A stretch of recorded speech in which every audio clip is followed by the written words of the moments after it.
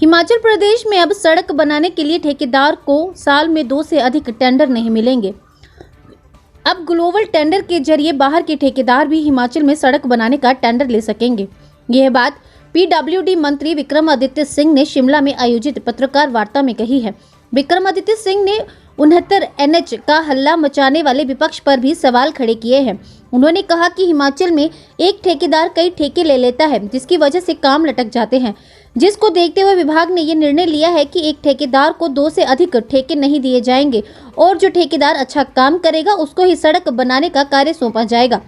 इसके अलावा अब ग्लोबल टेंडर के जरिए सड़क बनाने का काम बाहरी राज्यों के ठेकेदार भी कर सकते हैं। विक्रमादित्य सिंह ने कहा कि हिमाचल में 69 नेशनल हाईवे की बात करने वाली बीजेपी का झूठ सामने आ गया है, क्योंकि हिमाचल प्रदेश के लिए केंद्र ने 69 नहीं बल्कि 9 हाईवे दिए हैं, उनको भी अभी मंजूरी नहीं मिली है। विक्रमादित्य सिंह ने बताया कि बजट में सड़कों के निर्माण व रखरखाव के लिए 1350 करोड़ का प्रावधान रखा गया है, जिसमें 1060 किलोमीटर नई सड़कें बनाई जाएंगी। जो हमारे 53,413 करोड़ रुपए का बजट पेश किया गया, इसमें हिमाचल प्रदेश को 31 मार्च 2026 तक ग्रीन एनर्जी स्टेट बनाने का जो एक सफ़र शुरू किया है, वो बहुत ही निर्णायक तरीके से और धमाकेदार तरीके से उसको शुरू किया गया है, जिसमें खास करके प्रदेश में सोलर एनर्जी प्रोजेक्ट्स को 500 मेगावाट, जिसमें एक और हम पर्यावरण को संरक्षण देंगे और दूसरी ओर इसमें स्वरोजगार के साधन प्रदेश के अंदर पैदा होंगे। और model state for electric vehicles, आप देख रहे हैं जब से माननीय मुख्यमंत्री महोदय ने कार्यभार संभाला, जहां तक वो और बातों के बारे में विस्तार पूर्वक बात कर रहे थे, उन्होंने हमेशा एम्फेसिस जो है वो प्रदेश में ग्रीन स्टेट के मुतलक ग्रीन कॉरिडोर्स प्रदेश के अंदर बनाने की बात करी थी। और उसमें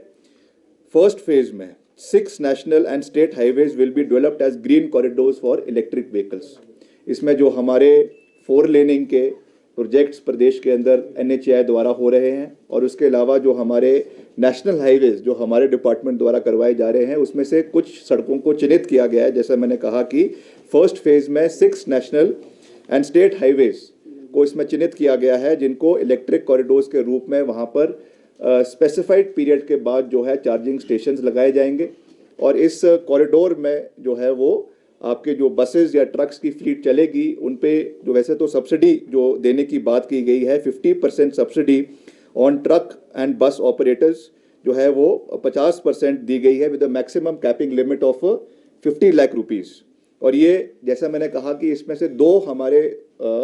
हमारे इसमें जो है आपके टारगेट सिद्ध हो रहे हैं। एक और जो हम स्वरोजगार के साधन दे रहे हैं, हमारे युवाओं को 50% सब्सिडी पर जो है वो ट्रक्स और बसेस लगाने के लिए पैसा सरकार की ओर से दिया जाएगा। साथ ही साथ शिक्षा की प्रणाली को मजबूत करने के लिए जो माननीय मुख्यमंत्री महोदय का सबसे बड़ा एजेंडा था कि उन्होंने हर विधानसभा क्षेत्र में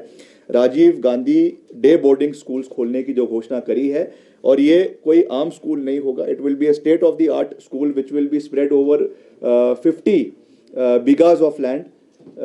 50 बीघा के ऊपर ये ज़मीन चिन्हित करके वहाँ पे ये बनाया जाएगा, और उसमें ऑडिटोरियम होगा, स्विमिंग पूल होगा, और हर वो फैसिलिटी जो एक प्राइवेट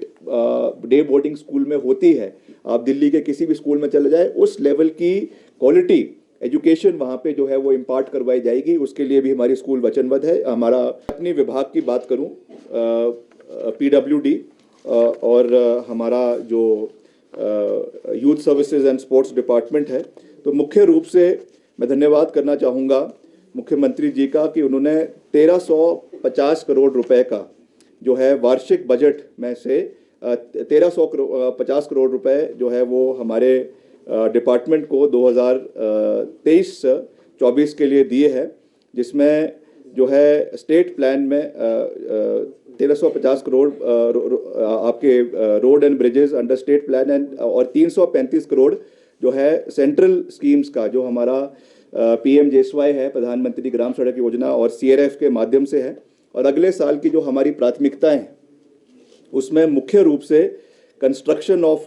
1000 60 किलोमीटर्स नई सड़कें प्रदेश में हमारे डिपार्टमेंट द्वारा अगले 1 साल के अंदर बनाई जाएगी और मेटलिंग टारिंग रखरखाव के लिए 1505 किलोमीटर सड़कों का प्रदेश के अंदर कार्य अगले 1 साल के अंदर करवाया जाएगा, जिसमें क्रॉस ड्रेनेज और ड्रेनेज को मिलाकर 990 किलोमीटर रोड्स और कंस्ट्रक्शन ऑफ न्यू 70 ब्रिजेस और कनेक्टिविटी ऑफ 70 नई गाँव को जो है इस ग्रामीण क्षेत्रों को इससे जोड़ा जाएगा। और जब से मैंने विभाग को संभाला है तो मैंने एक बात पे बहुत ध्यान दिया है, क्योंकि पीडब्ल्यूडी डिपार्टमेंट जो है हमेशा से, जब हम विपक्ष में रहे, कई आरोप और प्रति आरोप की वजह से डिपार्टमेंट का नाम जो है वो कहीं ना कहीं खराब होता दिखता आता था। इसलिए हमने पारदर्शिता लाने के लिए डिपार्टमेंट में ये निर्देश अपने डिपार्टमेंट को दिए हैं कि जितने भी कार्य, एक तो मैंने कल विधानसभा के अंदर ही कहा है एक प्रश्न के जवाब में, कि जो हमारा नाबार्ड में और आपका जो स्टेट हेड में जो भी कार्य प्रदेश के अंदर हो रहा है, उसमें पीडब्ल्यूडी डिपार्टमेंट ये पॉलिसी लेकर आएगी कि एक ठेकेदार को केवल 2 काम दिए जाएंगे और जब तक वो कार्य पूरे नहीं होते उनको तीसरा काम प्रदेश के अंदर नहीं दिया जाएगा, जिससे एक गति जो है वो धीमी पड़े हुए विकास कार्यों में जो आ गई थी वो उसको हम गति दे सके। और दूसरा, क्योंकि अक्सर ये देखा जाता है कि प्रदेश स्तर के ठेकेदार ही इन कामों को ले लेते हैं और जो एक जो यूनिफॉर्मिटी और एक जो नए टेक्नोलॉजीज की यूटिलाइजेशन जो ज़मीन स्तर पे होनी चाहिए वो हमको नहीं दिख रही थी। इसके लिए भी हमने ये निर्देश दिए है कि प्रधानमंत्री ग्राम सड़क योजना में जो अब नए मेटलिंग का कार्य शुरू होगा, जिसके बारे में अभी मैंने आपको बात कही है, अपग्रेडेशन का शुरू होगा, उसमें हम सर्कल वाइज जितने हमारे सर्कल्स हैं पीडब्ल्यूडी के, उसमें क्लस्टर्स बनाए जाएंगे और उसमें जो भी कार्य इनमें होगा वो ग्लोबल टेंडरिंग के हिसाब से होगा, जिसमें अंतर्राष्ट्रीय स्तर पे या राष्ट्रीय स्तर पे जिस तरीके से आपके